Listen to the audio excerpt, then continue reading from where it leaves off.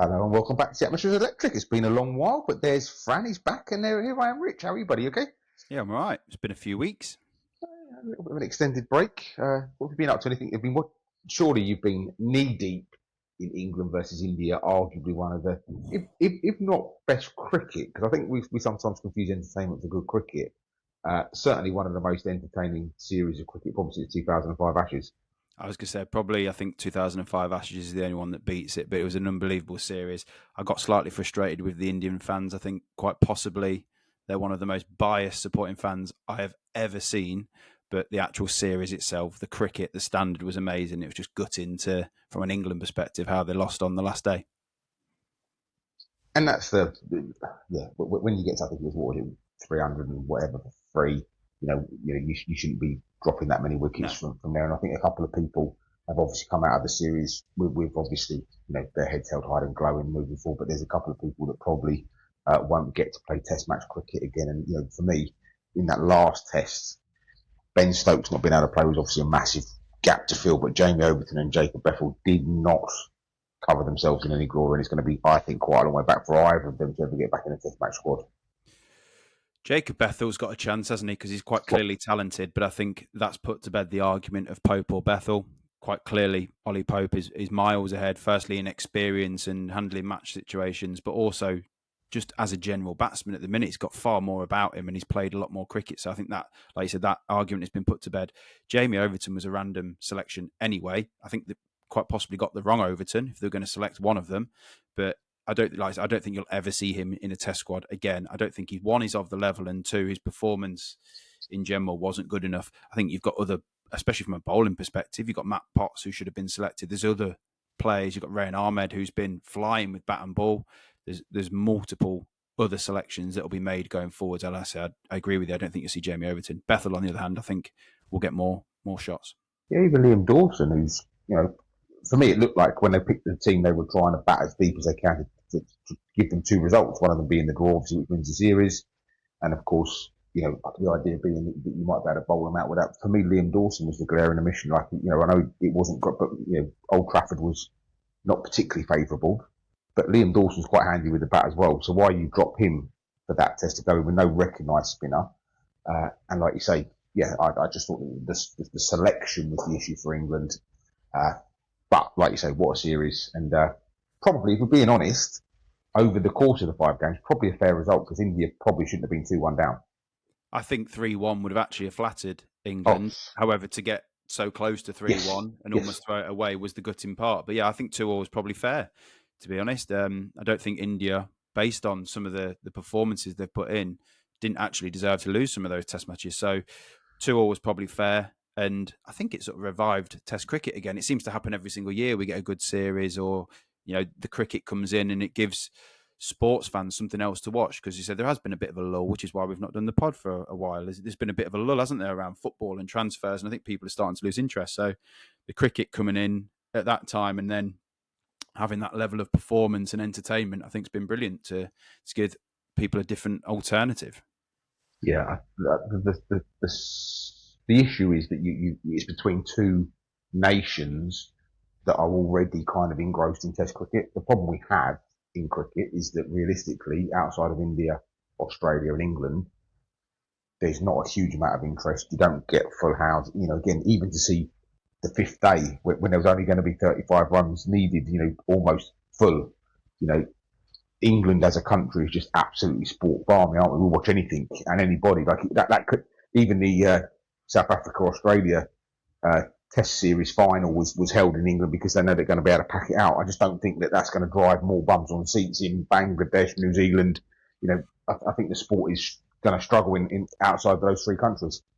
Well, those 3 countries. I mean, you look at New Zealand. New Zealand have got a test match and their main players are playing in the hundreds. So it does just show you where the priorities lie there. But I think from a general cricketing perspective, I still know a lot of people who aren't interested in cricket. But I had people messaging me who aren't interested, saying, "Oh, are you watching this last day? It's amazing." So it does give you, from an England perspective, a different alternative to watch rather than the Club World Cup. I was far more engrossed in the Test series in the Club World Cup. So I think it's done the sport in England a big favour because it was so entertaining. There was a bit of needle about it as well, which you wouldn't have said about cricket. So I think it's done a really good favour there. Yeah, completely agree. And we can't, changing the tone and the conversation back to football, we can't go forward without, we haven't spoken since the horrendous news around Diogo Jota.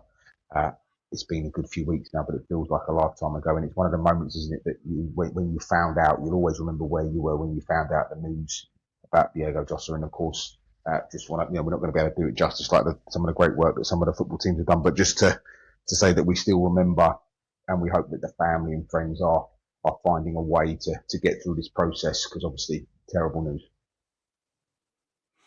Yeah, it is. And I mean, something that you said to me rung true the other day was it's amazing how quickly he's almost forgotten, isn't it? It's sort of like football moves on. And like you said, I think Liverpool have done a great job of honouring his life and his family and all that sort of stuff. And it is very surprising as well, which happens all the while with everyone. So it's not just Jota, but how quickly people are forgotten. So yeah, it's very sad. And actually, James Milner is someone that's really sort of come through on his. Of course, he's a top human being, top professional, but even taking a number 20 this season as a mark of respect, I just think that James Milner has come out of this as someone that shows that he gets it and he understands. And like I say, just hoping that the family can find a way, because obviously losing both brothers, sons, etc., etc., is obviously a horrible, horrible thing to have to go through. So just sending our best wishes to everybody involved. And in completely other news, we've lost another Premier League legend, if we can call Diogo Jota a Premier League legend. And Heung-min Son has now decided that this is the time to move on. Uh, from your point of view, Fran, what sort of player does he rank? Where does he rank? Is he a Premier League legend? Is he a Tottenham legend? Was he someone that you think actually, could have moved on to a Man City or a Liverpool maybe? How good a player has he been in the Premier League era? He's been an unbelievable player in the Premier League era. I don't know whether I'd call him a top level Premier League legend, because I think there's better players that have played, but especially for Spurs, he's got to rank up there with Harry Kane. The loyalty that he showed, I think he's had opportunities to move, but has stayed at Spurs. But when he was at his pomp, he was an unbelievable player. Like the runs, he just used to go on mazy runs himself, take 3 or 4 players on. It's sort of a bit of a shame what's happened to him over the past few years with age. He's just aged, hasn't he? But he's been an unbelievable player, and he is a Premier League legend. I just don't think he's quite at the top of some of the other players. But yeah, especially what he's done for that part of the world as well, where he comes from. I think he's been a beacon, hasn't he? Really. Yeah, absolutely. I think it's always difficult to compare players, isn't it, from different times and spaces, because the game has evolved so much, even in the last 10 years, in terms of how it's played and what we do from a system point of view. But I always kind of look at players, if you're a forward, obviously, sort of goal catalogue, and kind of, look at their top 10 or top 20 goals. And I tell you what, you're going to have to go some way to find a player that's got a better catalogue of their top 10 goals. I mean, I actually didn't remember how many wonderful goals he scored from outside the box. Uh, Not to mention, of course, his Puskás winning goal against Burnley, where he took on 8 players, but really didn't have to get past anybody. But that's the reality of it. But like I say, I think it's going to be a massive hole to fill at Tottenham and possibly the Premier League, because again, came across as being a really fantastic human being, didn't he? I was just about to say that I think one thing that does get a bit overlooked with him is that he comes across as a really great person. And taking on the captaincy from Harry Kane, he's probably done it slightly differently. So Kane comes across as a really nice guy as well, but I think Son probably was a very different style of captain to what you generally would expect a captain to be, and I think he's going to be very hard to replace. He said he had a massive connection to the club, but just in general as a person, I don't know where Spurs would go from there. But yeah, he's a very, very nice man, isn't he? Things you read about him in general, he's really, really great person. Yeah, I've never heard anybody say anything other than he's a fantastic human being. So good luck in America. That's where he's going, LAFC. LAFC have just, he might have cost him 20 million. I think it's 20 million pounds, give or take a couple of pence. But I tell you what, he's probably brought 200 million fans to LAFC now. So the investment is well worth it. And it'll be interesting to see whether Spurs fall out of that South Korean market and they all follow something. It'd be interesting to see, because he's been there for 10 years, whether that's enough to embed Tottenham in South Korea, because obviously that's a massive financial benefit to Spurs, or whether they all drop tools and all go to LAFC, which I'm sure is probably quite a nice place to go and visit.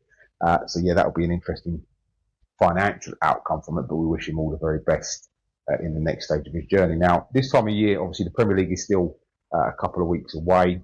If we're being honest, we'll touch on it, but there's not a huge amount going on in the transfer market, but there are a couple of interesting subplots going on. We tend to kind of drop down the leagues a little bit and have a bit of a lower league conversation, which is only right and fair. And when we do that, there's only really one place we can start, which is obviously the diabolical situation at two clubs that really feels like there must be something we can do or something someone can do to help us out. So sort of Morecambe and Sheffield Wednesday are both going through the ringer a little bit here. And I feel like Sheffield Wednesday have possibly got an option out of this now with maybe somebody coming and take over. But, I don't know about you, Tom, but I don't know how we let these clubs get to this state in the first place. I think it goes back to the EFL and this fit and proper persons test. You have to obviously take the test when you take over a club. But I don't think there's ever a point where you have to sort of resubmit that and ensure that you are still a fit and proper person, which quite clearly in Sheffield Wednesday and Morecambe's case, the owners are not fit and proper. Then they don't have the best interest of the club at heart. Like what both of those owners are doing, I've read up on both of them, and I've got quite into the Sheffield Wednesday thing, but then Morecambe, and I've read into that, and what they're both doing, the owners, they've literally ran the club into the ground. Like it's almost nonsensical that they're going to end up with less money than what if they'd have sold it and ran it well. Like it doesn't make any sense. Like Chansiri, I don't think people realise he's got his name on the stand. No one cares about Chansiri. It's Sheffield Wednesday, the club. It's a massive institution of English football, and he's running it into the ground. Like the amount of players that have left. I don't know if you've seen the image. It's well known that they're going around of the last game of the season. I think there's 4 or 5 players left in the image. Like somebody's blacked out all the faces that have left, and from the staff all the way through to the players, I think there's 4 players left. 3 of them are senior players. Like it's absolutely bonkers. And I said at Morecambe, the owner there, I think they need 1.6 million to stay afloat. Like, where are they going to get that from? Because apparently the owners aren't even looking to accept bids. Like, it's just an absolute shambles. And I think the EFL need to hang their heads in shame. They've brought in this fit and proper persons test, but then going forward, what are they doing to support these clubs and ensuring that the owners aren't running them into the ground? Like all they're interested in, same as the Premier League, is money, and I think it's a disgrace. Yeah, it is. Once you get under the belly of football, and we've spoken about this a few times, is that we assume that people that get into football know how to run a football club, but we just do, right? If you're the chief exec of Swansea City, and I'm only picking a random team because I've got the championship table up on my laptop here, so we just assume as fans and as football supporters, well, they must know more about football and how to run a football club than us. But actually, the more I see it, they're just people that do a job, and some people do it well and some people do it badly. There are, of course, businessmen that get involved for ego, and actually some of it's a bit of a money move around scheme, isn't it? But I just think that, like you say, I don't know whether they have to do the test. So, for example, if I'm doing my first aid for coaching or my DBS for coaching, you have to do it every 2 years, every 3 years. It doesn't last forever. Do you think maybe having something like that might be a better way of moving forward? 100%. It should be an annual test. You should have to pass that. I mean, I don't know what, from a legal perspective, what can be done. It's not like you can take a club off somebody, but they should then, whether they get forced to put it up for sale, whatever that is, but something needs to be done, because you can't have someone like Chansiri coming in, running the club into the ground, selling assets. They sold their best player to Rangers for like pittance. Like he could have gone for double, triple what he actually went for. Something needs to be done about it. Whether a law needs to be brought in, the government needs to come into it. But that fit and proper person test is not. How on earth have they passed that? Now you get all the Sheff U fans going and saying, "Oh, you weren't saying that when Sheffield Wednesday were high flying in the playoffs." But he was acting like a fit and proper person there. Then if the test then becomes annual and he starts acting like a muppet, do something about it. Step in. But I don't think they've got any ambition to do that. They're more than happy to allow these clubs to go to the drain. Like it's embarrassing. The thing for me is that I look at Sheffield Wednesday and I think, and again, it seems like the guy from Crystal Palace is certainly sniffing around that and looks like he might try might take that on. And again, you'd have to imagine that's probably actually a very good outcome for Sheffield Wednesday. And actually, when I look at the fan base, when I look at the size of the stadium, and you think about, again, Wrexham are now in the Championship. You think about, what they did really well was they found a sleeping giant, didn't they? They went to a team that had the fan base if it was successful. It had the stadium that they could expand on. And when you think about the likes of the Gary Neville and the Class of 92 at Salford, they thought they could attract fans to a club that didn't have the fan base. which obviously has proven to be a much more difficult business model. Whereas Sheffield Wednesday, for me, feels like you could supersede that, you could supersize that, you get that right. One good season, you're in the Premier League, and then all bets are off, aren't they? And then Sheffield Wednesday are back as being the massive club that we all know them to be. We've said it before. I don't think it's actually that hard to run a football club. Like, a lot of it is just common sense, isn't it? Like, employ good people around you, make sure players are signing for wages that one, you can afford, and two, that they're worth. You sign in players, young, hungry players who you then flip for profit. Like, a lot of it is just so basic. And when you look at some of the clubs, and then especially your Chef Wednesdays and clubs like that, you think, how do you get it so wrong? Like, what is Chansiri's aim when he took over the club? Why did he come in? Because he must go to work and think, I can't be bothered with this. Like, what on earth is he taking on, and why is he doing it? It's almost like Chef Wednesday have done something to him, so he's got a vendetta. It's not that hard to run a club at all. No, I agree. I think you do need to have, you need a little bit of luck in the sense that you sign player X, and he doesn't break his leg in the first. I mean, like, you do need a little bit of luck. But, certainly from a financial point of view, live within your means. I think we've all, and by the way, this is going all the way down to bloody under sevens footballers. We've all stopped trying to coach people to be better. This player's not good enough, sell him and get a new player in. And actually, sometimes I think that we just need to find coaches that actually coach, because, 15, 16 players, if it's not working, I should be able to find a different system or solution to the problem. I think the only problem or solution, and by the way, we're driving this because we're about to talk about it later, is transfers, and we must have new players, rather than actually, can you coach the players you've got into a system that works, that can win games of football? And that feels to me like the skill that's been lost, or certainly not talked about enough. 100%. And when you look at managers and underperforming clubs, the manager's always the first one to go. Now, it might be that the manager, so let's use Wrexham as an example, they're going to need a huge turnover of players soon because they've come so far that level of play might not be up to that. So therefore, that's when your transfers come in, you try and sell them at good value and bring somebody in at a higher level of the value that you can afford. So, but if they were to underperform, I know for a fact that Wrexham, the first thing they do is get rid of the manager. When actually, you've got to understand where you've come from, what level of players you've got. And like you said, good people around you, i.e. managers, coaches, they make people better. You got to understand what level you're at. And I think that's exactly why Wrexham have done well, because when you look at it, they've spent money, but they've not gone absolutely berserk and started buying random players. Like, there's been thought behind it. And actually, I think there's a bit of jealousy around Wrexham, and people look at them and what they've done and the money they've spent, but actually they've been making money. The Netflix documentaries, that sort of stuff, it's very clever what they've done, which is, compare it to Chef Wednesday. And I think that's why there's jealousy there, is because they've done it well. Yeah, I think Ryan Reynolds, and I know that they come as a partnership, but if we're honest, firstly, most people can't, that great video they did about pronouncing the other guy's surname, the song was quite funny, I thought. And I'm going to attempt to something. By the way, I'm having real trouble with the new Liverpool. Yeah, it's Rob. Yeah, that would do. I'm having real trouble with the new Liverpool signing that plays up front. I can't get rid around his name either, but no doubt that'll. Like a TK. Bless you. That's him. Yeah, I struggle with that one a lot.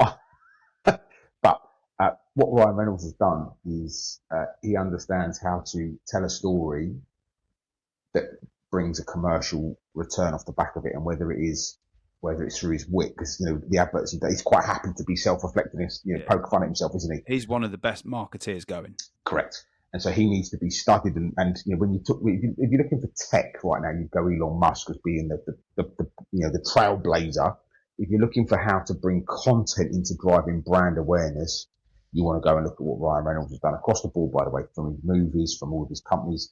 I think, I think he is now I think he's now a billionaire, but like I say, he is very, very good at telling a story, and he's taken us all around, right? You've watched it. If you haven't watched all of it, you've watched part of the Wrexham documentary. You're not a Wrexham fan. You've got no interest in it, but you've watched some of it. He's made them relevant in America, which, is unbelievable to have done. So yeah, Wrexham will be able to fund themselves moving forward. I think they've just bought the stadium as well, so now they own the stadium, so actually, they're secure as a thing. And like you say, not everyone's going to be able to get a Ryan Reynolds on board, but actually to be able to move your business forward, again, most football chairmen, were successful in the business somewhere. just use that logic. Just use those skills that got you to where you are in that business, and see if you can bring good people along.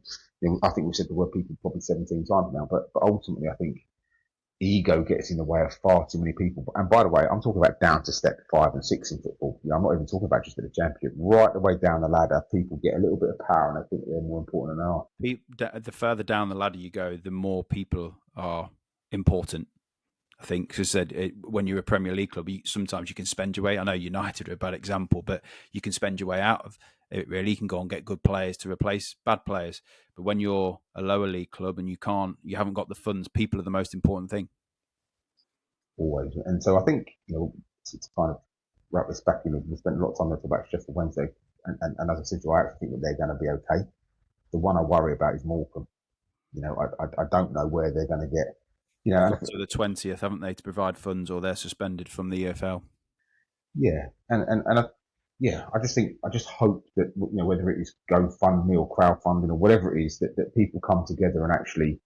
I think the sad part about that though is with Bury, and there was GoFundMe's, and it never happens. You can't raise that level of funds, and also as a football fan, you might put your hand in your pocket as a football fan, but generally it's tribal, isn't it? You only look after your own club, and in some cases you're not even bothered about buying the kit and supporting your own club. So, like you said, I really fear for them. I can't see a way out of this unless somebody. You're probably looking around someone like a Tyson Fury who lives in Morecambe, goes and puts his hand in his pocket, but you can't expect people to do that. It's an unfair expectation on those people. It'd be great if they did, but I just can't see it.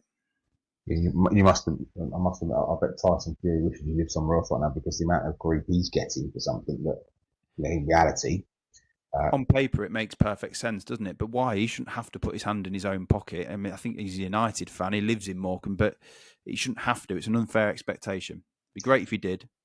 Yeah, the mistake he made a good few years ago, he sort of spoke about if Morecambe needed an owner, he'd be interested, and obviously that, the internet keeps stuff forever now, doesn't it? And so unfortunately that's come back to bite him on the backside a little bit. But you're quite right. Why should one person be held responsible for, what is essentially bailing out a businessman for not running his business properly? If it was the local car dealership, if it was a, local restaurant, we wouldn't all be banging on to Tyson Fury to pull them out. And, look, I think maybe not for now, certainly not tied to this conversation, but are we getting to the point where we think actually England is trying to carry too many football clubs? And I talk about all the way down the steps, it's becoming more and more difficult with the way that the economy has gone, and businesses are less likely now to pump sponsorship into teams going right the way down the pyramid. Are we just carrying too many football teams, and actually it's becoming an unviable proposition across the board? With the money that is now required to run football clubs, and I'm talking, like you say, not even League Two level, like we're talking well down the pyramid, like the money that's required that some players are asking for now, they said it is unsustainable. So it wouldn't be a surprise to me if this team start getting cut from the league, because it's just not, you can't generate the level of income that some clubs need. It's ridiculous. Yeah, it definitely is. Ultimately, though, for me, the one way that we reverse engineer this to make it viable is that the wages need to be condensed, and we need to stop across the board. You look at, again, I know of players in step 5 who have earned 55 grand last year from football related salaries, like literally step 5. Now, ultimately, their owners decided they can afford to do that. But it just inflates the market, it bastardizes the product, and so across the board, that's the problem, though, isn't it? Is you've got owners coming in who can afford it, but as soon as they bugger off, the club is absolutely knackered. And I know examples of that, like in cricket, where the teams were top of the pile in their respected league. The owner has left, the money's gone, and they're now in Division 7 or 8. Like there's lots of examples of that. And I think if you are, my advice would be, if you are one of those clubs, start looking at what you're doing, because that owner generally doesn't give a toss about your club. So you need to start running it sustainably, or else you've got the ability to do a Morecambe, to do a Bury, because you can't rely on a singular person, because if they fall out with somebody at the club and they leave, you're screwed. And so, because obviously, so the other hot talking point this summer has been around PSR and financial regulations, and obviously everybody bar the top 6 teams in the Premier League are moaning about it because they can't spend the money they want to spend. or they think they can't spend the money they want to spend. And I just want to put out there that maybe some teams are hiding behind PSR as a reason why they're not getting the players that they want to get. Because actually, I'm not sure it is. So if we take Newcastle as an example of, the world's richest team, all that kind of good stuff, they've bid, and again, we're kind of recording obviously live in the sense that, some of these transfers that we might talk about are in process, so we might think they're going to go that way, they end up going that way. So Benjamin Sesko has got the choice as it stands between Manchester United and Newcastle. He's going to choose Manchester United by all accounts. It looks like it's United. But that's not a PSR related issue. That's not, so Newcastle could offer more, possibly based on their owners, but he probably still would pick Manchester United. That's got faff all to do with PSR. No, I agree with you on that sense on the Seshko. That's down to United as an institution, isn't it? He's probably grown up a United fan, as an example. But he probably hasn't. But Isak's not leaving Newcastle because of PSR. And I know that they'll come back, or people, and again, I don't want to make this about Newcastle, but all teams will make it all, oh no, but if we had the money, we'd spend the money. Fundamentally, there are some clubs that are football heritage.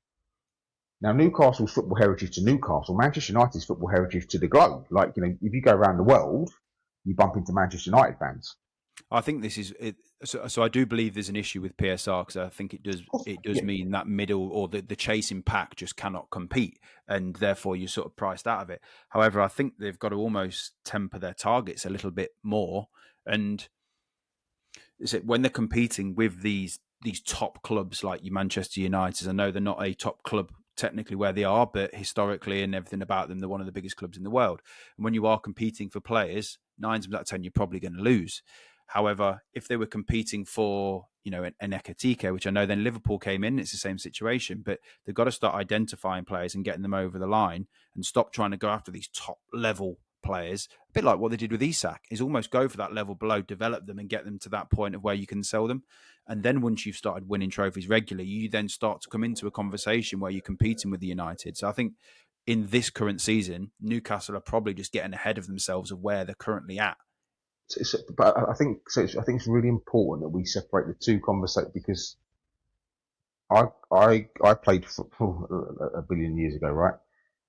People didn't want to go to Newcastle 35 years ago because of where Newcastle is, and it's a one-team town, and there's not a lot to do. Again, not all my words, not a lot to do around that space, and it's a very fishbowl mentality, right? That has nothing to do with PSR. That's just a Newcastle location issue. Manchester is seen to be more glamorous in terms of, and again, I'm not saying it's right, but I haven't spent enough time. I have a town or city to be able to justify whether this is correct or not, but I'm talking through a football player's eyes. And there was at one time in my life where Newcastle was mentioned to me as an option to go and have a look at, and I chose, I didn't want to do that, and I was not important, not very good, and definitely didn't make a career out of it. So if I'm doing that as a 17, 18-year-old young man, what's not to say that? And there was no PSR then. Yeah, I don't think any of that has anything to do with PSR. I think there is general problems with PSR and stuff. But yeah, Newcastle have issues themselves and other clubs as well. But that's my point. What I'm saying is that I think we're now beating PSR as the reason why Seshko's going to Manchester United and why players aren't. When actually they're two separate things. Newcastle needs to tackle separate things. But so there is something that needs to be worked on PSR. Absolutely right. And again, being honest with you, for me, a couple of teams have made it a completely worthwhile exercise. Now you might as well scrap it in terms of selling the ladies team to the men's team for 200 million, all that nonsense. Villa and Chelsea have made it an absolute farce. The whole thing. Even let's not forget Newcastle and Nottingham Forest and Brighton last summer. I think Newcastle have got like a 37 million pound goalkeeper on the bench. Elliot Anderson went to Nottingham Forest. Now, by the way, Elliot Anderson turned out to be a decent player, but he wasn't worth 35 million. Minter went to Brighton. It's not like, we're all prepared to bend the rules when we need to. I think it is an absolute farce. Like I said, the clubs have proven that it's a farce, and even though, so you look at, say, teams that have been relegated and come up, like you're looking at Sunderland. Sunderland have got technically far more spending power than someone like Fulham. And they're showing it. And absolutely showing it. And the same as Ipswich. Ipswich had so much spending power compared to the other two promoted teams last season because they still had League One on their books, which effectively was null and void. So they had such a gap PSR wise to spend more money. How does that's just ridiculous. Like it definitely needs to be reworked. And to me, if I was to be in charge of the FA or whoever's making these rules, I'd just remove it entirely and go back to spend what you want, and then have some regulations inside that ensure that teams don't do a Morecambe, a Sheffield Wednesday, a Bury. There needs to be some form of regulation, but there shouldn't be a cap on what you can spend. If you can afford it, spend it. But that's an interesting point you just made there, because actually for me, because the other, as we roll this forward, is that it's becoming now, the three that come up are going to go straight back down, right? And you made some nice money off the back of placing that bet last summer, right? The three that come up are going to go straight back down.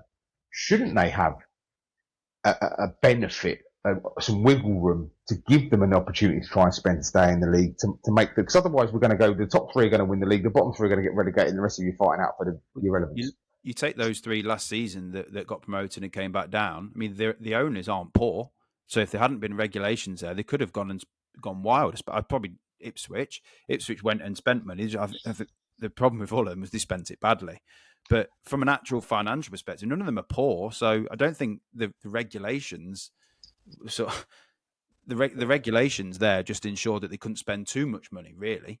But again, that's the other part of this, is that so we have to be careful that we don't hit the PSR with a sit, because now what we're saying is that actually, oh no, you got the benefit because you was in League One, so that doesn't count, and so that you can spend a bit more. Oh, but you spent it badly. Well, that's a different problem altogether. Different problem, yeah. I mean, look at some of the other clubs though, like you who've just come up, Sunderland. That on the face of what they've done, it looks good business of what they've done. They've signed some very good players. Granit Xhaka. There's a lot of the young, hungry players that they've signed with potential. Time will tell of whether they have spent it wisely, but they're going to have that benefit of coming up from the Championship. Whereas other teams who have been in the Premier League, and look at teams like the Southamptons who had been there, Leicester's, teams that Brentford could struggle this season. Yes, they've got some money. It's whether they spend it well, but they're going to be hamstrung because they're not going to have a certain benefit of being in the Championship, and their PSR calculation is going to be wider. Like, to me, that's just unfair. You're almost at a disadvantage of being in the Premier League. Like, it makes no sense. Just put everyone on a level playing field, spend what you can afford, and regulate it to ensure that they don't go bust. Yeah, but again, I'm not sure. I look at Brentford's a really good example of. So last September, which was after the season started, or certainly back end of August, so they sold Ivan Toney for whatever that number was. They just sold Brian and Bremo for whatever number that was. They got X amount of millions out of Tottenham for Thomas Frank. They've had Premier League money for at least 6 years now, 5 years, 6 years. Brentford's one of them teams I can never remember when they came up, but maybe it wasn't quite that long ago, but it was certainly around that time. They're choosing not to spend that money. Don't get me wrong, their club is being ran really well. But from a technicality point of view, if you to look at the calculations, and because they're running their business well, their calculation with PSR will extend, but they shouldn't have to. Like, if they wanted to go and spend 150 million, you should be allowed to. Yeah, I guess before we sort of fall into the abyss of this one, the one thing that I would love somebody to do that's far cleverer than me is to go back in time and work out whether Leicester would have still won the league if the PSR rules were the same as they are now. Because essentially this is and it's actually in the document, isn't it? That we can't have too many Leicesters happening, in words to that effect. I'd be really, because my guess is that they would still be able to do it, because at the time, you think about the Mahrez, the Kantés, the Vardys, Robert, who all of the players were cheap as chips in terms of there weren't big bucks that were brought in. It was only after Leicester won the league that they started to make some bad decisions of how to spend the money. I bet Leicester, under PSR rules, would still win the league if we reverse engineered the finances. Quite possibly, but then to flip it onto that is Leicester spent what they could have afforded at the time, which was then obviously they were being ran well, but they didn't have the money to spend. They weren't hamstrung by PSR. They didn't buy cheap players because of PSR. They bought it because that's what they could afford, which I think if you're which is my point. Yeah, if you're Manchester United, you should be spending the money that you can afford. But so the point is that if Leicester would have won the league regardless of if PR's in place, this is not a PSR issue. This is you're making bad decisions with your money. Yeah, and if you make bad decisions, you deserve to be relegated. And we're now hiding behind PSR as a fan base, collective fan base.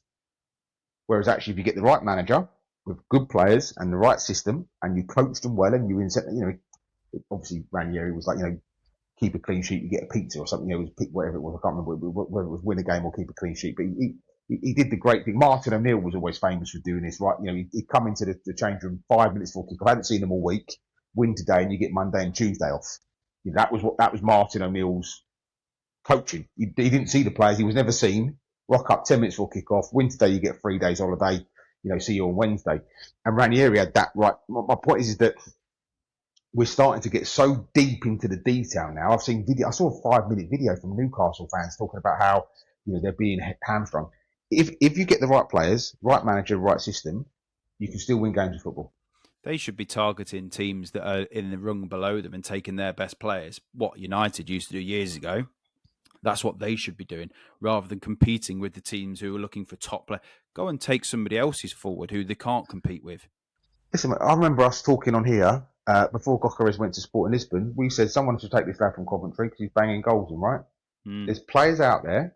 You know, when a team gets relegated, so, you know, you've got Tyler Dibbling that Southampton are looking to get rid of. There's Amari Hutchinson, whether you like or like, no, Liam Delap was available. You know, like, you can always go down the food chain. You know, Newcastle right now are very high in the food chain. They're probably 4th, 5th or 6th in terms of, you know, go and get players from West Ham, from Brighton, from exactly what they should be doing is taking those Crystal teams' Palace. best players from them where they're not being competed for by the Arsenals, Liverpools, because that's not where they're going to fit in. They're targeting almost these top rung, like your Sesco's, who's going to be rated as probably one of the best strikers coming through. Great that you're competing with them, but that, like you said, it's not a PSR issue. I think you just need to alter your targets and go in for players who are going to be able to slot into your team and take you to the next level gradually. Yeah, I think that we all just need to be very conscious that, you know, PSR, you know, why are Man United still signing players? Because they're offering more salary. You know, we can all pretend it's because Manchester United is, you know, Brian and Buemo signed for Manchester United because I think they're paying him 260 grand a week. Right? You know, Newcastle should sign. It's Visser. But the trouble is that because they've faffed about, now Brentford are going, well, we can't lose Wisser as well. Yeah, you know, if they'd have gone early doors and just gone to that lower level clubs and gone, we're going to take your player that's going to improve us, bang, in you go, sorted. Like I say, for me, we did it on here a few weeks ago. I look at the Premier League salary chart. All right, what's our budget? Who's earning less than that? You know, how do I get a Semenya out of Bournemouth? How do I get an Alex Scott out of Bournemouth? How do I get a Belieber out of Brighton? How do I get a John Ben Hacker out of, you know, it's just, once you know what you, Mark Gahey from Crystal Palace has still got, Eze is still a Crystal Palace player. And everyone knows what his release clause is. Would do well for them. Just, you know, like, I don't know, man. Yeah, like I say, I get frustrated with what we put the blame on as a reason why our teams aren't doing what we need them to do. You know, yeah. So anyway, there's definitely different factors in play for sure. Now, but wrapping that up, because we probably got, my fault, but we probably got deluded or confused, is that, you know, Morecambe, we hope you find the money genuinely, and we hope that you can stay in the Football League for all concerned. And let's not forget, this isn't just about the players, it's about the tea lady, it's about the cafe staff, it's about everybody else that's linked to that club and the history and the memories that go along with it. Please, whoever you are, let's make that happen and save that club so that it can continue. Now, you didn't know we were going to do this, but you will normally do a little bit of a prediction in terms of how the season's going to end. So we're going to dip into the Championship, but I'm going to throw you ChatGPT's league table. We've probably got time to do all 25 positions, but we'll do the key players. So I've got in front of me what ChatGPT thinks is going to win the Championship, and you've obviously done a little bit of what you've done. So let's start right at the top. I'll be very interested to see who you think is going to win the Championship this season. You can just look behind me and you'll probably think I'm biased. I genuinely don't see how Leicester are 12-1 to win the league. They've not sold a single player. They finished highest out of all the promoted clubs. They've got a new manager and in pre-season have looked very, very good. Have only lost really Vardy and Dewsbury Hall from the previous Championship winning season, but El Khanousi is still there at the minute. He possibly will be sold. But there's young players coming through like Jeremy Monga who have been tearing teams and good players to bits in pre-season. I know there's a points deduction being mooted around, but it can't be any more than 10 for administration. And then when you look at previous other clubs who have had points deducted and then appealed and got it down to 3 and 4, 12-1 bookies-wise seems massive to me. And when I look at the level of the Championship to what Leicester were in previously, I don't think it's anywhere near as strong. I think Southampton have been far overrated of what they are. Yes, they've got Will still, but it's still a bit unproven. Ipswich are quite clearly the danger, and Birmingham have signed some good players, but I don't think any of the squads of the Championship are anywhere near as strong as Leicester's at the minute. I looked at the bench of pre-season of what was put out, and there was a Belgian international central defender on the bench. Like there's a young lad called Ben Nelson who's being touted as a next England centre back on the bench. Like there's some unbelievable players. So for me, I've got Leicester to win it, and you can say it's bias all you want, but I can't see a squad that is as strong as theirs at this current in time. I think there's two, as always, there's two sides to that coin. I think the first side is that you're absolutely right. People are, hating is not the right word, but maybe not giving the respect to the Leicester squad that they should do, for whatever reason. And I think it does go back down to that kind of managerial kind of mockery where they didn't quite get it right. And, is our, Ruud van Nistelrooy staying, and then took too long to make that decision. Then, their first sort of 3 attempts at fight. So, we know that's all kind of noise. And actually they've got a good manager that did a good job previously. For reference, ChatGPT thinks Ipswich are going to win the league. I've got them as second. I can't see how they don't finish in the top 2 at Ipswich. Rationale behind, Ipswich winning the league is that they've got good squad depth, but you've just countered that quite nicely when you argue about Leicester. So again, squad depth I think will be interesting. And again, we have to remember, and this is really important because I'm conscious that last year you found that when I was on holiday going, we've upset the Fulham fans. We haven't let that go either, have we? But to everybody concerned, this is a snapshot on August the 6th. If Leicester go out and sign, Lionel Messi and Ronaldo, that it might change our opinions, but you get the point of where we are right now. This is what we're saying based on the information we have. You mentioned El Canous, if he leaves, that might change your opinion. And the other thing that ChatGPT is that Kieran McKenna, obviously being the manager, with experience, feels that those two things combined means that Ipswich are, in its eyes, currently favourite to win the league. So obviously we've got a slight difference to start with. And you put into that the points deduction as well. It's quite likely that Ipswich will win the league. But my understanding is I can't see it being more than 3-4 points, which I think is quite doable for that current Leicester squad. But I think Ipswich, with their squad, have a great squad. I think people still forget, though, they've lost a lap. Their next backup striker is George Hurst, who isn't a top-end Championship player. So I think there's still a bit of improvement within the Ipswich squad. But yeah, I think they've got the best manager in the league, though, Ipswich. And so who have you got? So you've got Ipswich as 2, have you? So Leicester 1, Ipswich 2. Yeah. So ChatGPT has Southampton as 2. Obviously, they weren't good enough for the Premier League, but the argument being that they are packed with Championship level quality. Obviously, new manager coming in that lots of people are excited about. Your point about him being untried at that level is fair, but again, you could argue playing against the likes of PSG, Marseille, Monaco, etc., he should be able to handle it. And so ChatGPT thinks that those two things combined means that they're the second team to go straight back up again. So I'm not sure you're going to like ChatGPT, by the way, Brandon, in terms of where it thinks Leicester are going to finish, but we'll That's move all on. right. I can understand it. The bookies obviously don't generally get it wrong. So 12-1, they're obviously doing it based on a points deduction of 9-10 points. I just don't think it's going to be that high. But No. Southampton, I've got them finishing 4th. I didn't realise the level of players that have left that Southampton squad this season. And like you mentioned previously a few minutes ago, Tyler Diblin looks like he might be on his way to Everton, which I don't think they've signed the levels of the squad of players that they've left. Russell Martin did a good job with that squad in the Championship. Will still is unproven for me. Might get egg on my face on that, but I think Southampton are possibly one who may miss the playoffs based on the level of talent that has gone from that squad. So, I mean, I've got them in at 4th, but it wouldn't surprise me if they finish 7th. Well, make sure you don't send this recording to Carp's friend of the show. Oh, I will. He'll be delighted with your assessment of where his team are going to finish, I'm sure. Okay, so in 3rd place you've got who? Sorry, I've got Birmingham. So is ChatGPT. We've got our first match. Here we go, people. This is a good sign. The rationale here is that they've obviously that they've invested heavily in the squad. There's a couple of players that I'm actually quite intrigued to sort of see how they get on Kyogo, the guy that was at Celtic scoring loads of Celtic goals. striker. I think he went to a French team. France, yes. Yeah, and I don't think he ran. Yeah, something like that. I don't think he performed, did he? But he's a brilliant signing for the Championship. Could be. Yeah. I think he's got the potential to be the top goal scorer. Now, what I will say to you is that the thing to remember in that situation specifically is that the manager was working under Postecoglou at Celtic when he was firing. So you'd have to imagine that there's a link there in terms of he's brought him in to fit the system that's similar to the Postecoglou system.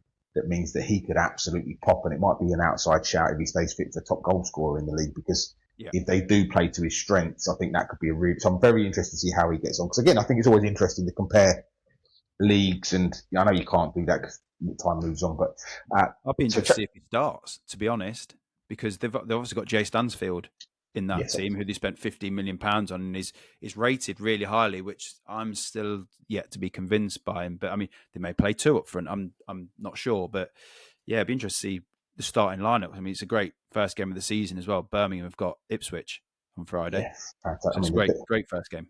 Yeah, there is some good football coming up. It's exciting. It's exciting to be able to talk about it again, isn't it? But so again, having watched Stansfield a lot, for me, he's a phenomenal presser. He's fantastic off the ball. He's not a goal scorer for me. Agreed.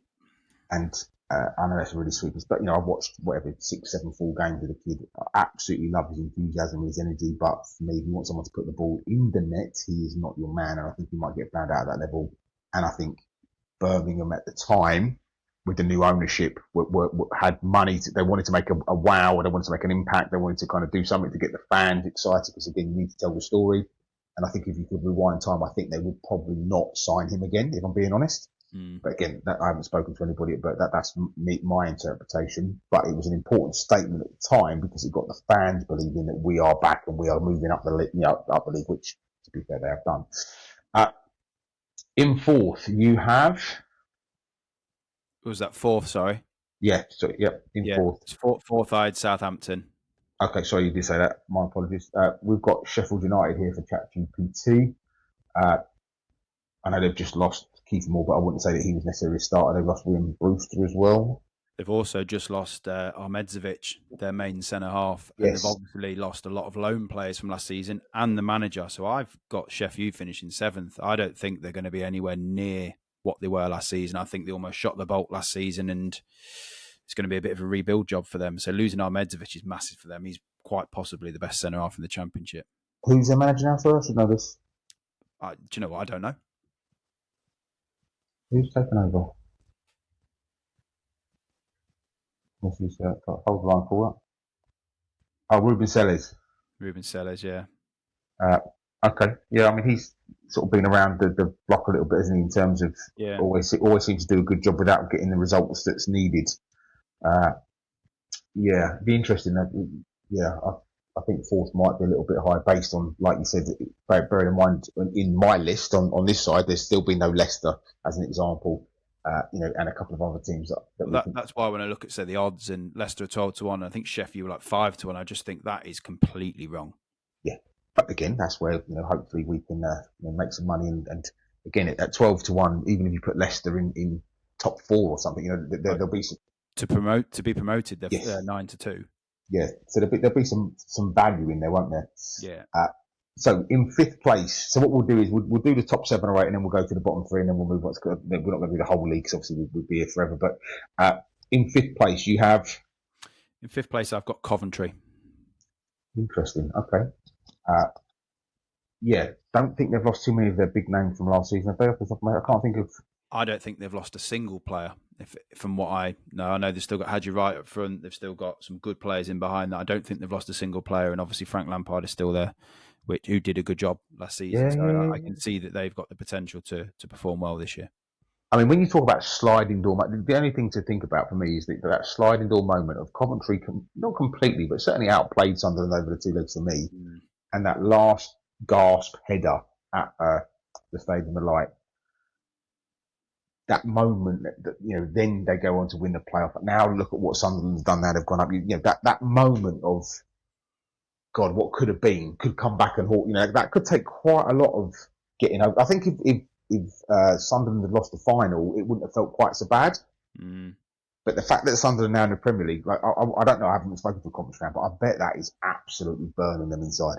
Oh, it definitely is, but it can also work the other way, can't it? And it can Yeah, give you a bit of fire and togetherness. I know years ago it happened to, say, Leicester missed out on the last day of the season, the playoffs, I think it was. No, they got beat to Cardiff, I think. And then when it won the league next season, they said, that actually had a positive impact on them. They came back stronger, so it can work the other way. absolutely. Well, ChatGPT has the much discussed, much maligned Wrexham. So I think they're miles off playoffs. I've got them in what, 11th, 12th position. So they've signed some good players, but I looked at their squad the other day. It's got League One players, a lot of League One players in it, with a smattering of. I know they've just signed Connor Cody, which is a good signing for the Championship.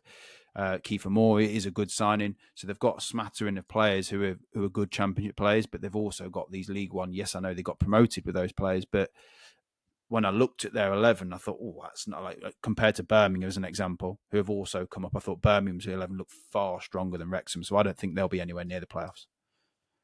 Yeah, yeah. There's I don't know who they are, to be fair, but a clip going around on social media, isn't there, about these people sort of laughing about Wrexham going down. Obviously, that's not going to happen. And I think actually, by the way, I think a boring season is probably what Wrexham need. I think that's exactly what the fans should be expecting. I don't think they should be expecting promotion, but they shouldn't be expecting to be in and around a relegation battle. Correct. And by the way, that would be success from where It is you've come. success. Coming How from where quick, they've come from to establish themselves in the Championship, I've agreed. just again, of course, it would be the ultimate fairy tale story. I mean, it would put that Luton story firmly back in its box, wouldn't it, in terms of what they've done if they did get going. But let's just chill out, have a good season, stand your ground, win some games, have some moments, maybe go on a cup run, and just stay in that league. That's the realistic aim for Wrexham. This on my side here, ChatGPT has gone for what I think is a very controversial last playoff place team. I know this won't be the same. I don't know what yours is, but this won't be the same. So who have you got in sixth place? I've got Norwich. Oh my God, it's actually the same. So Norwich Yeah, have taken Bristol's manager, yeah, Liam Manning, who's a good manager. They've also made some very good signings. They've signed a striker from Scandinavia who's highly rated. They've been going about their business very quietly, but getting some good players. So I yeah. think they're the dark horses of the Championship this year, and I think they'll have a very good season. Yeah, I'm just surprised that's absolutely blown my cotton socks off, as they used to say back in the day. Yeah, no, I agree with you. By the way, I think that Norwich have had a very good window. I think obviously it fell apart for Manning in the playoffs, and it kind of. But again, almost a perfect storm, wasn't it? Kind of against Sheffield United, they had that bad first leg, losing the player, getting sent off, etc. Uh, so yeah, I think that actually you both might be quite right. I think actually that Norwich do genuinely have a chance of uh, getting in and around it. It Yeah, would I just think be so.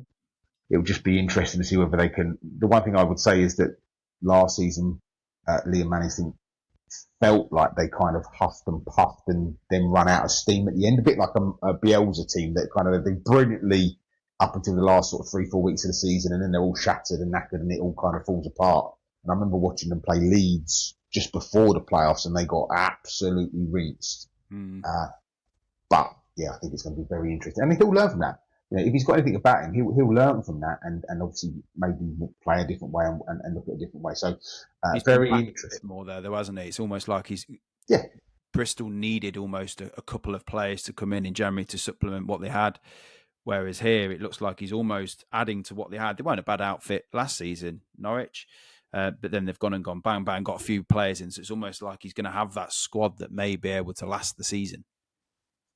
and of course on the flip side of that coin, I think Bristol City are going to struggle to replace all of that we just spoke about. I think that they're an interesting on the other side of that coin, but they don't make, just so you're aware, they don't make ChatGPT bottom three. So we're going to go in reverse. So we're going to drop now down to the relegation zones. I can't believe what ChatGPT has put in 24th position. Now I got the last one wrong. This can't be the same twice. But so who have you got finishing Stoke on bottom? I don't think anyone would not have Sheffield Wednesday. ChatGPT does not have Sheffield Wednesday. It has them in the bottom three. But it has West Bromwich Albion. I had them in 1, 2, 3, 4, 5, it's eighth. that has them. Now this is. I mean, I think they've gone too far, by the way, or it's gone too far, not they. Obviously, Ryan Mason taking over. They've had a very, very bad summer, a very bad window. They are not in a good place. But I think 24th is somewhat OTT. I must admit, I can see them having another. It wouldn't surprise me if Ryan Mason got the boot after 12 games, but I don't see them finishing stone cold bottom. Absolutely not. No, Sheffield Wednesday have 4 senior players at their disposal. Like at this minute in time, unless somebody comes in and starts revamping that squad and spending money, they are nailed on to be bottom. You never know. It might be the glue that keeps them together. And anyway, yeah, I don't disagree that Sheffield Wednesday are definitely, for the first couple of weeks, if you were doing an ACCA this weekend, and we're not going to be doing that for a while, but if we do an ACCA, you'd be putting whoever's playing Sheffield Wednesday in there, wouldn't you? That's for sure. Yeah. Half time, full time, 8 to 11. Oh, it's not great, is it? It's not bad, considering they've got 4 senior players. Yeah, okay, yeah. Okay, so you've got Sheffield Wednesday in 24th. In 23rd, you've got Hull City. The owner is an absolute nut job. They've been selling players right, left, and centre. The manager, Ruben Sellis, is obviously gone. They've got some decent players still there, but I just think that what's happening around the club is going to rub off on them, and they ran it very close last year, and I don't think they've particularly improved on the squad. If anything, it's got weaker, so I have got Hull City. I think a lot of people will be happy with ChatGPT's version of Charlton Athletic based on the dislike for the manager. The rationale being that because they come up through the playoffs, they're behind schedule, they haven't had enough time to go out and do what they need to do, and ultimately the squad isn't strong enough for the championship. But what I would say is that whether you like him or hate him, he does have a way of kind of gelling a team together and us versus the world. He's a decent manager. I've got Charlton just finishing one place outside the relegation zone, so just missing the relegation zone. I do think they're obviously going to be down there. They've just signed Charlie Kelman, who was they've not improved their squad because he was in their squad last year, but he's been signed and he's a goal scorer. So I think, and with Nathan Jones, he is a good manager. Like him or not, I completely dislike him, but he is a good manager, and I think he'll be able to guide them to safety. But I think it's going to be a very, very closely run thing. Yeah, I'd like to say I don't disagree with. That's because I thought he was at Leighton Orient last year, not Charlton. Charlie Kelman. Oh, was he? Oh, so he scored. Well, yeah. So they have improved the squad then, but he scored goals in League One. He is a goal scorer. So yeah, so yeah, absolutely. Again, I think they probably overpaid for him, but again, you probably had a bit of competition for him. And so because we know that you haven't got 22nd place, ChatGPT has Sheffield Wednesday. Who do you have as the third and final team going down from the championship? I have got a team that in previous seasons just seems to be dropping off, and they seem to just get enough points to stay up. But I think it's their time. I've gone for Preston. Interesting. I'm not sure I agree with that, but I understand. I think I saw a little bit of them in pre-season. I think they looked quite solid, actually. I think there are teams that are going to. It's a bit like if you talk about sort of Tottenham and Man United last season. They nearly got relegated, but there's teams worse. I think that might feel like Preston. I think you've got Portsmouth in the mix, a team that we haven't spoke about. You've got obviously what West Brom going to do. They're not going to be. Yeah, so I don't think Preston are going to be in and around the playoffs, but I think they'll just be worse teams. Like you say, Sheffield Wednesday, we're all probably banking on them taking one of the spots, so you're only playing for 2. So I think Preston probably will just about have enough.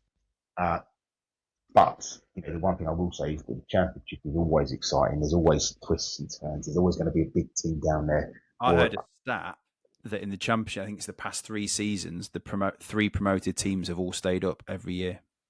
Okay. I could well believe it. Yeah, I could well believe it. It's nuts, isn't it? How quickly, like I said, that sliding door moment of Coventry, you look at how long it takes Leeds, you look at the up and the downs, you look at what Birmingham and Wrexham are trying. I think it's going to be a very interesting thing. Last season, the 3 promoted was Portsmouth, Oxford and Derby, all stayed up. Yeah. This season, Birmingham, Wrexham and Charlton, which my predictions have them all staying up, so it could possibly go that way. Yeah. I think. Could be interesting. Okay. Who did GPT have going down? So Sheffield Wednesday. I thought I said that. No, Sheffield Wednesday. I've changed the page now. So yeah, Blackburn Rovers just missing out. So Blackburn Rovers being 21st. Sheffield Wednesday, Charlton is the other team, and West Bromwich Albion. Mm. See, I mean, the ones who I've got is I've got Stoke, who I think are T2, and they've got a good manager in Robbins, but not particularly doing a lot. I think Portsmouth will be in and around it. Messina's a good manager. I've got Oxford staying up just down to Gary Rowett, good manager, and then Charlton just hovering above it. So there's another, just one to mention, there's another dark horse for me. I think Watford are dark horses. Seen people saying that they could be going down.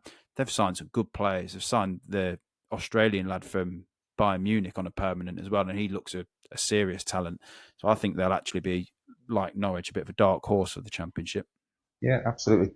No, I think very exciting, very, very exciting. And as we come racing towards the end of our allotted time, just a couple of questions on the Premier League as we bring it back. In your opinion, who currently has had the best window? Who's moved forward the most, in your opinion? I'm trying to not to, the obvious one. I think Liverpool have had a fantastic window. They've basically kept other players, with the exception of Trent Alexander-Arnold, and added real quality around the squad.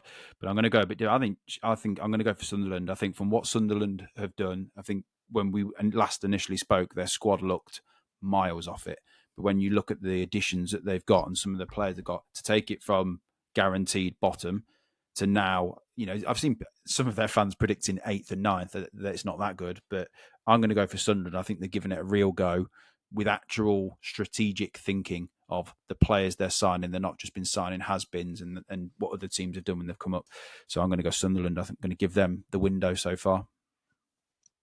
Yeah, I'm not all in on the Liverpool window, if I'm honest with you. Obviously, there's still time to go.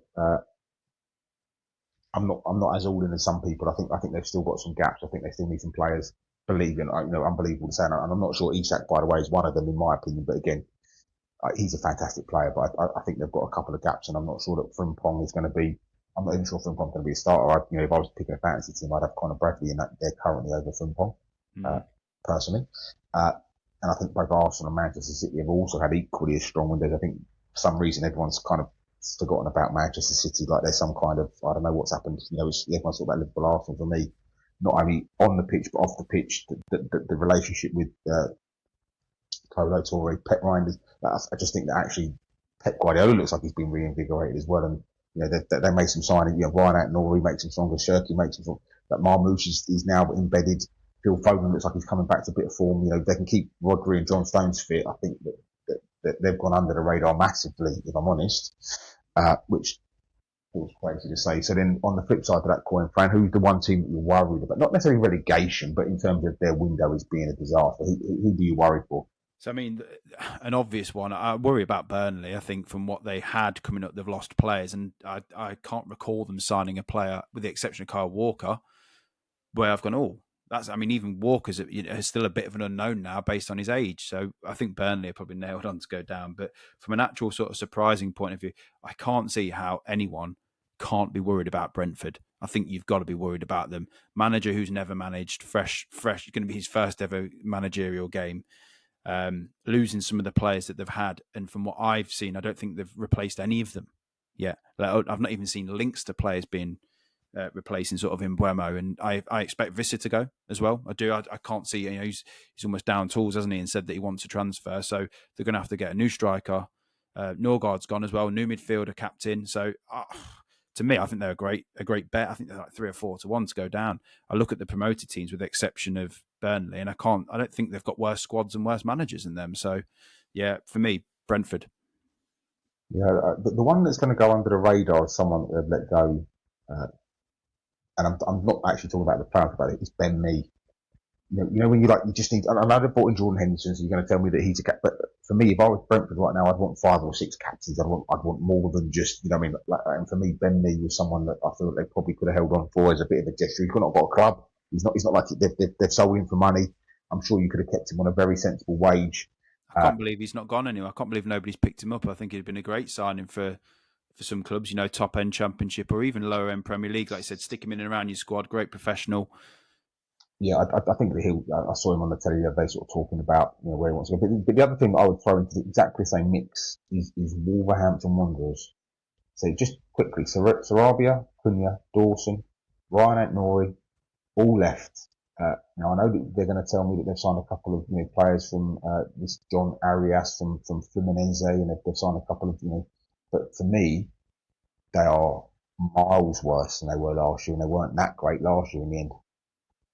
Yeah, they're definitely one. I think there's a few of them that you could name that might be struggling. It's even, whisper it quietly, Fulham haven't added to their squad, have they yet? That was him, not me. That was him, not they've me. spent a single penny, but I mean they're still miles clear of what's below, so they won't be in trouble. But they've not added to the squad, so there is some squads that you can chuck in there and say that they've had poor windows. Yeah, the thing I would say about Fulham is they haven't lost any first-team players. Not lost anyone. They've lost Vinicius, not good enough. Williams done now. They haven't lost any first-team players, and that first team was good enough. I do think it's going to be interesting to see what happens with Muniz, because again, my understanding is that Newcastle is as a backup for a backup for the backup for the backup. I look at Muniz. But if they can keep that team, then they have a chance of obviously that mid-table pushing for European spots that they've done the last few years. So. Yeah, very interesting. Now, obviously, next week the Championship will be kicked off and we'll be building up towards the Premier League kick-off, which will be the following week. So we'll start to get back into our predictions. But so, Fran, it's been great catching up with you again. Really enjoyed putting the world to rights. We've obviously gone through loads of different, topics and conversations. But for next season, we are going to be focused very much on that prediction concept, aren't we, in terms of trying to drive where we see the results being and the fixtures in the game. So that's very much what we'll be focusing on for the 2025-2026 season. But in the meantime, Fran, if people want to reach out and get in touch, where can they find us? Yeah, so listen to the episodes. We're on Spotify, we're on Apple Podcasts and YouTube. YouTube seems to be going quite well for us. But social media-wise, mainly we're on X, but we're also on Facebook and TikTok. We'll try and put a few clips out there on TikTok to get a bit of interactions. But yeah, I mean, we've had a couple of requests of people wanting to come on and be guests. Please, if you want to come on and be a guest, get in touch. We'll get you on. And so you're more than welcome. Yeah, get on board. Fantastic. As always, Fran, my favourite hour of the week, mate. Really good work. Enjoyed that. And we'll speak soon. Take care. Bye, have a good one.